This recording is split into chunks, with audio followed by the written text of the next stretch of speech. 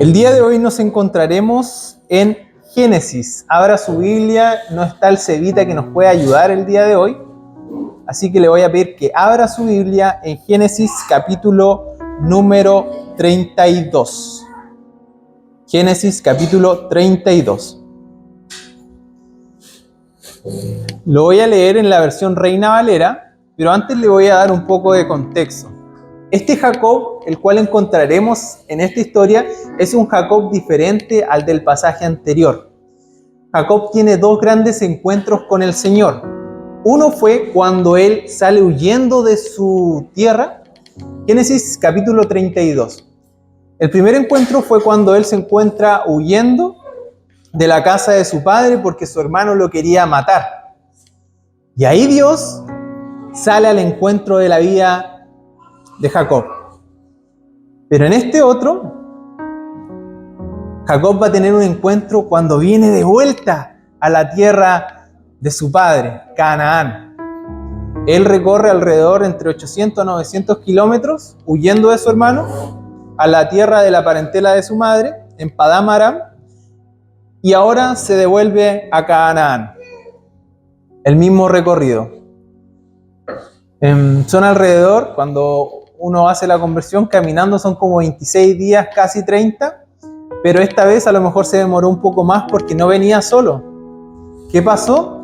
Dios estaba cumpliendo sus promesas. Él le dijo, mi presencia estará contigo, yo te bendeciré, te protegeré, y por otro lado, te volveré a traer a esta tierra de la cual yo hoy te saco. Ese fue el primer encuentro, la primera promesa que Dios le da. Y ahora cuando él viene de regreso, lo hace porque en este lapsus de 20 años, entre que salió y vuelve,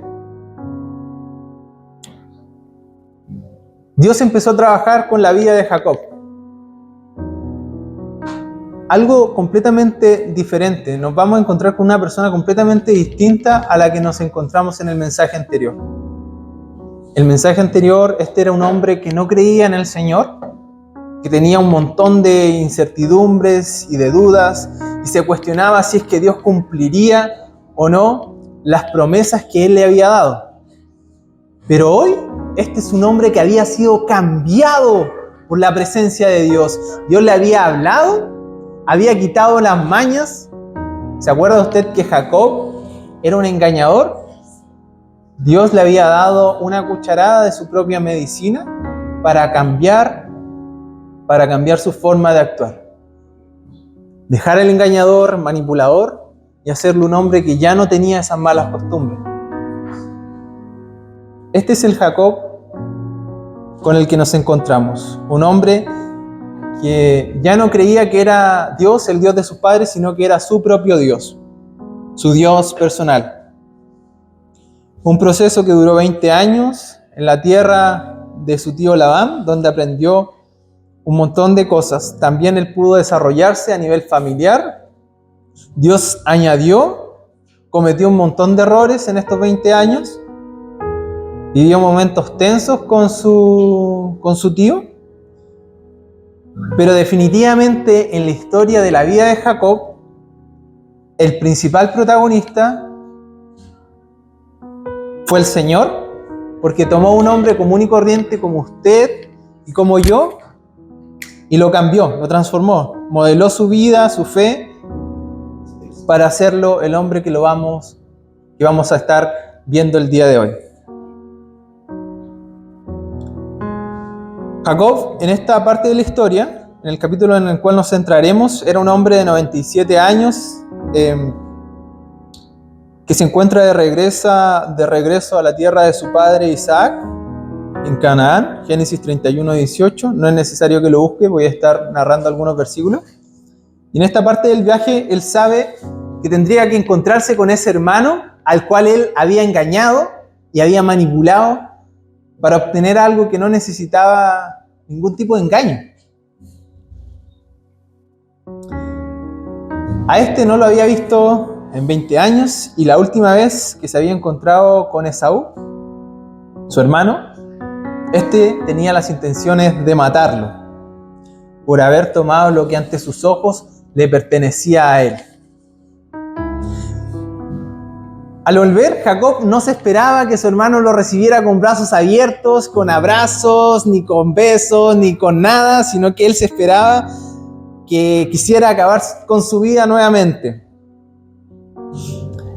No solamente la de él, sino que también la de su familia. Y en medio de esta situación, podemos ver que en los primeros versículos del capítulo se nos muestra cómo ángeles salen al encuentro de Jacob. Génesis 32 del verso 1 al 2. No es necesario que se ponga de pie, lo voy a leer. Jacob siguió su camino y le salieron al encuentro ángeles de Dios. Y dijo Jacob cuando los vio: campamento de Dios es este. Y llamó el nombre de aquel lugar Mahanaim. Mahanaim significa dos campamentos. Cada vez que Dios entrega una revelación a una persona, cada vez que usted recibe una palabra, cuando usted empieza a analizar su vida y las cosas que han empezado a pasar, usted lo que va a encontrar es un mensaje de Dios para usted.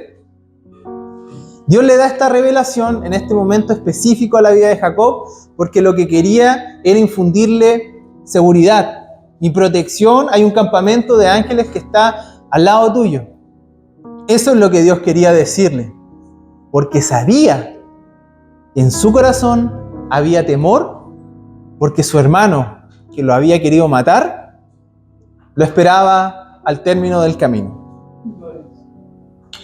En ese preciso momento Dios permite que Jacob vea al lado de su campamento el campamento de los ángeles, con la finalidad de disipar el temor y el miedo que le causaba el reencontrarse con su hermano. Pero a pesar de esto, Jacob comienza a articular una serie de planes para poder evitar el deseo de matar que tenía su hermano. En su mente él se imaginó que su hermano lo quería matar. Así que empezó a articular una serie de estrategias. Primero, lo que hizo fue enviar mensajeros a Esaú para contarle que venía de la casa de Labán, su tío, y que había sido prosperado en todo. Tenía un montón de animales, un montón de cosas. Y esto tenía una finalidad que era hallar gracia en los ojos de Esaú. Los versículos 3 al 5 nos relatan eso. Y envió Jacob mensajeros delante de sí a Esaú, su hermano, a la tierra de Seir, campo de Edom. Y les mandó diciendo: así diréis a mi señor Esaú, así dice tu siervo Jacob, con Labán he morado y me he detenido hasta ahora. Y tengo vacas, asnos, ovejas, siervos y siervas, y envío a decirlo a mi señor para hallar gracia en tus ojos. Eso es lo que quería hacer Jacob. Quería hallar gracia ante los ojos de Esaú para evitar lo que en su mente era un final trágico, que era la muerte de él y de toda su familia. Ese fue el primer plan que llevó a cabo Jacob, el cual no le sirvió, porque cuando los mensajeros volvieron, le dijeron: vimos a tu hermano Esaú, verso 6, y él también viene a recibirte, y 400 hombres con él. Era un ejército prácticamente en esos tiempos. Lo que él hace es que comienza a distribuir el pueblo que tenía consigo, comienza a desarrollar otro plan. Arma 2 campamentos. Y en su mente se dice: bueno, si Esaú va y ataca a uno, el otro podrá huir. Podrían correr. Génesis 32 del 7 al 8. Entonces Jacob tuvo gran temor y se angustió y distribuyó el pueblo que tenía consigo y las ovejas y las vacas y los camellos en 2 campamentos. Y dijo: si viene Esaú contra un campamento y lo ataca, el otro campamento escapará. En la mente de Jacob no existía la posibilidad de un final sin combate. Él tenía clarísimo en su mente de que algo pasaría y habría un enfrentamiento.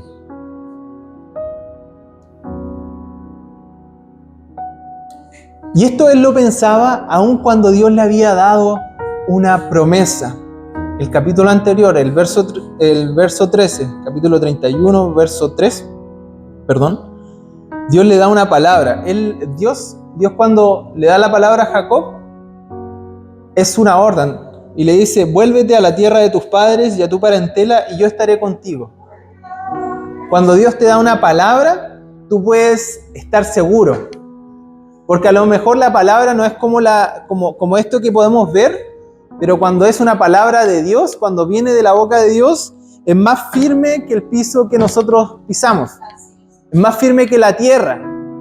Todas las cosas que están y que vemos van a pasar, pero su palabra nunca pasará.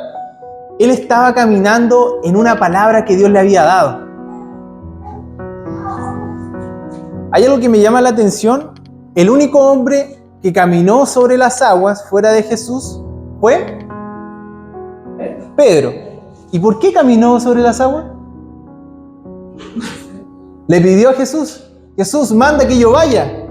Soltó la palabra y empezó a caminar sobre el agua. Eso es lo que estaba haciendo este hombre, caminando sobre una palabra de Dios. Pero en medio de eso, las inseguridades de lo que iba a pasar con este encuentro le daban dudas. Y empezó a articular una serie de planes. Este es el segundo de 3. Y el tercero lo encontramos en el mismo capítulo del verso 13 al 20, en donde él toma parte de su ganado para empezar a dar presentes a Esaú. Esto con la finalidad de apaciguar su ira. Esto lo realiza 3 veces. Génesis 32 del 13 al 20 lo leo. Y durmió allí aquella noche y tomó de lo que le vino a la mano un presente para su hermano Esaú. 200 cabras y 20 machos cabríos, 200 ovejas y 20 carneros, 30 camellas paridas con sus crías, 40 vacas y 10 novillos, 20 asnas y 10 borricos. Y lo entregó a sus siervos, cada manada de por sí. Y dijo a sus siervos, pasad delante de mí y poned espacio entre la manada y manada, entre manada y manada. Y mandó al primero diciendo, si Esaú mi hermano te encontrare y te preguntare diciendo, ¿de quién eres?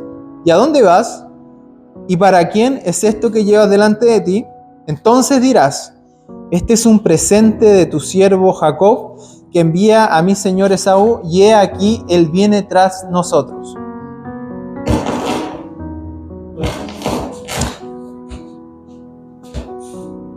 Y diréis también, he aquí tu siervo Jacob viene tras nosotros, porque dijo, apaciguaré su ira con el presente que va delante de mí.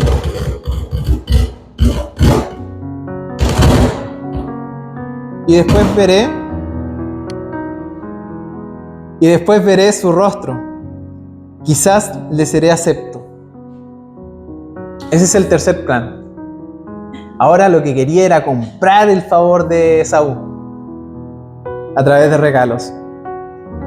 Si hoy, y quiero hacerte una pregunta, si hoy te despidieran del trabajo, chao jefe, pero te lo hicieran decir chao colaborador, ¿te preocuparías por la provisión de comida o por el pago del dividendo?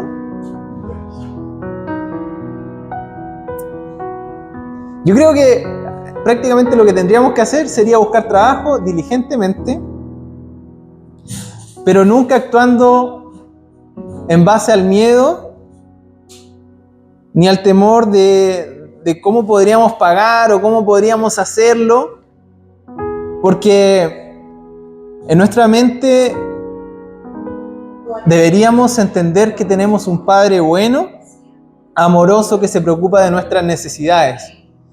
Y que Él ha dicho que no por ser perfectos, la comida ni la bebida nos faltaría, ni tampoco el vestir. Él ha prometido que estaría con nosotros toda la vida y hasta el fin. Nunca algo nos faltaría. Pero Jacob, al igual que usted y yo, a pesar de haber recibido esta promesa,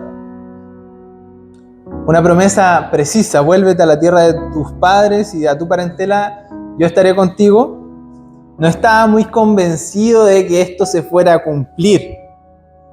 Y es por esto que comenzó rápidamente a articular una serie de planes para el enfrentamiento con su hermano. A pesar de que Dios le permitió ver un campamento de ángeles alrededor del suyo, al lado del suyo, a pesar de que Dios le dio una palabra, es costumbre en general para los hombres, y en este caso para Jacob,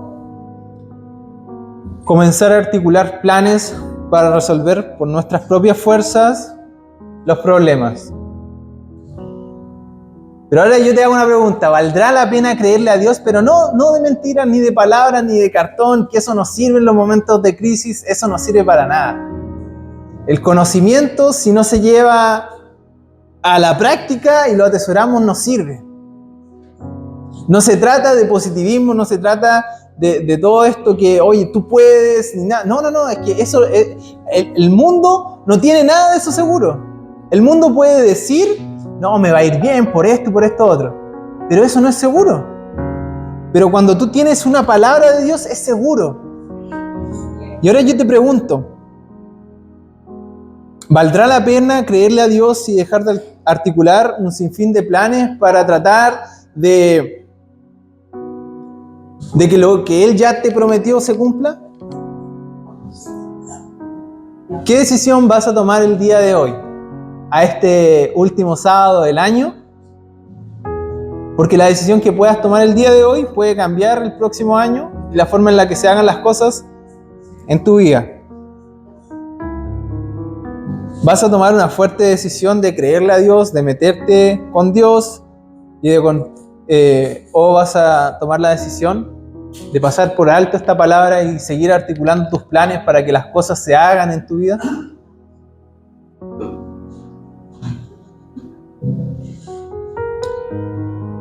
Este es el preámbulo. Este es el preámbulo de lo que Dios quería hacer, de lo que Dios quería transmitirle. Esto es el preámbulo de cómo Dios en un momento de crisis empieza a trabajar su corazón, pero ahora viene la parte que Dios quiere, el punto de clímax de la historia.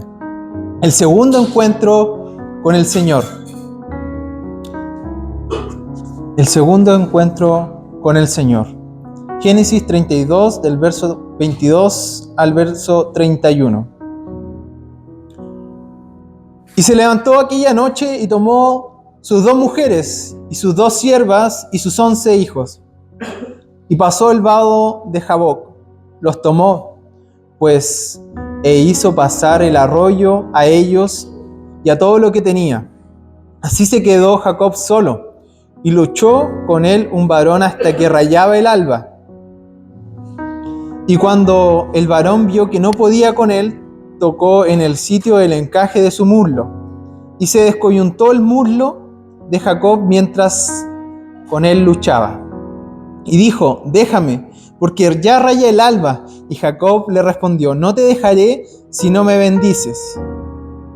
Y el varón le dijo: ¿cuál es tu nombre? Y él respondió: Jacob. Y el varón le dijo: no se dirá más tu nombre Jacob, sino Israel, porque has luchado con Dios y con los hombres y has vencido. Entonces Jacob le preguntó y dijo: declárame ahora tu nombre. Y el varón respondió: ¿por qué me has preguntado? ¿Por qué me preguntas por mi nombre? Y él lo bendijo allí. Y llamó Jacob el nombre de aquel lugar Peniel, porque dijo: vi a Dios cara a cara y fue librada mi alma. Y cuando había pasado Peniel, le salió el sol y cojeaba de su cadera. Y cuando había pasado Peniel, le salió el sol y cojeaba de su cadera. Súper importante dato, porque lo que pasó es que él peleó con especie de ángel. Algunos se refieren a él como que era Jesús en esa historia. La cosa es que estuvo toda la noche peleando. quedó cojo del muslo. Y eso es súper importante, que esos detalles no se pueden pasar por alto.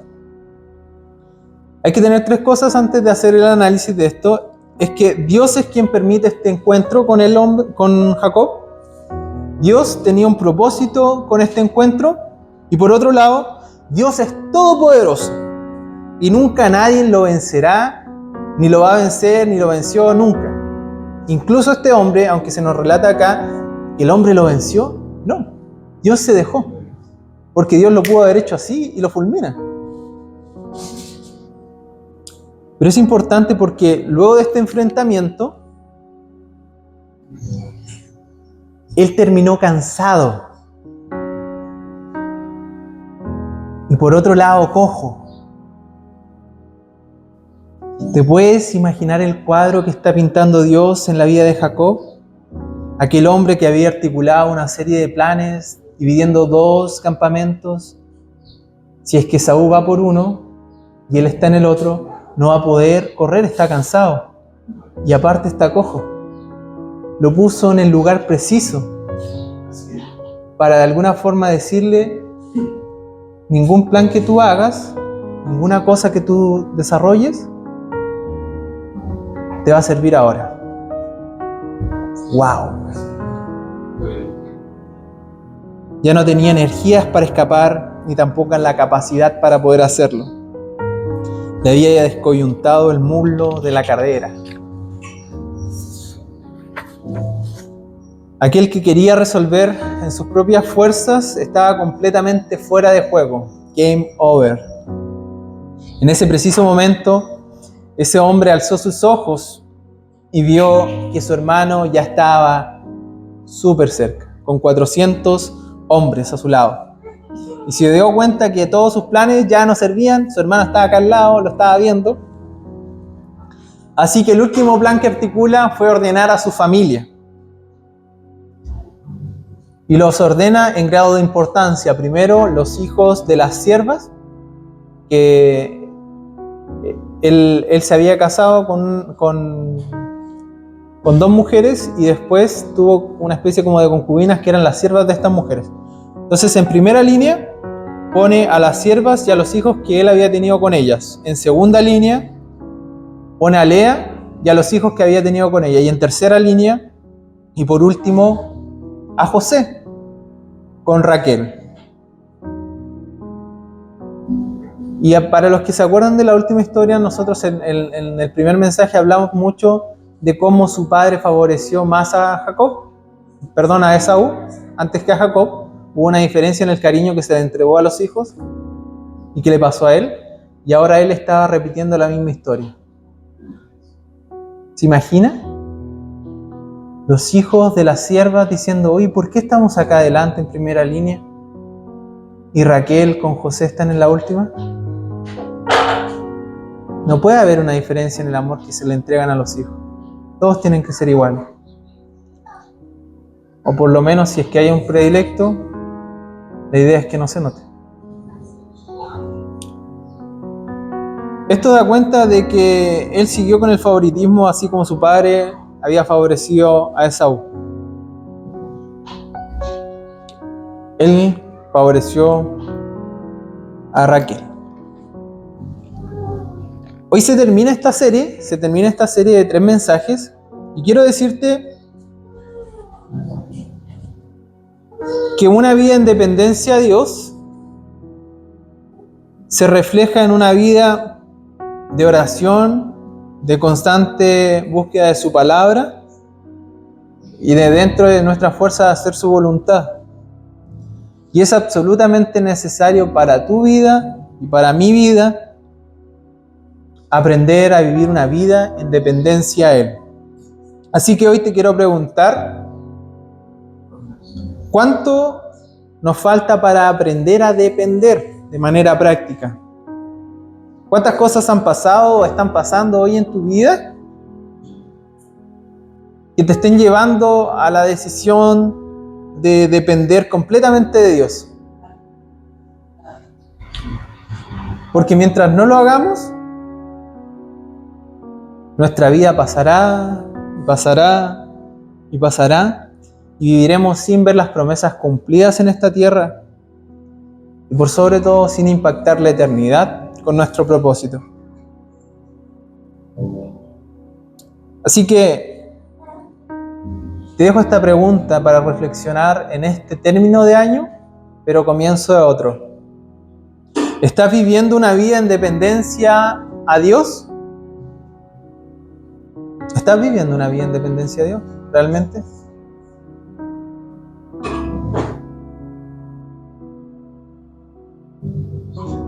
¿Estoy viviendo una vida en dependencia a Dios? Cierra tus ojos y haz esta pregunta.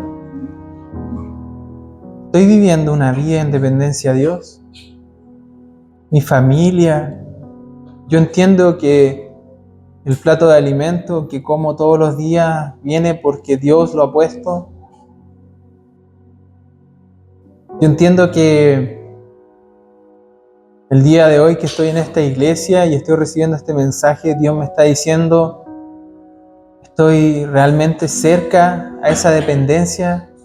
Mi Padre, aquel que me amó y se entregó en una cruz, aquel que prometió que nada me iba a faltar, no por ser perfecto, sino porque Él me amó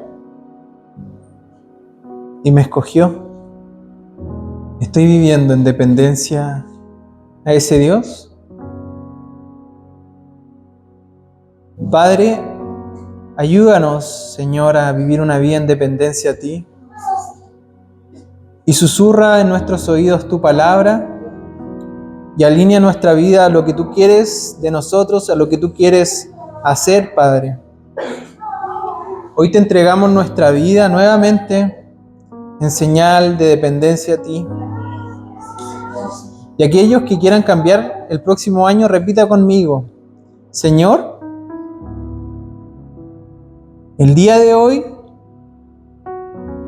Te entrego mi vida, Te entrego mi mente, Te entrego mi corazón.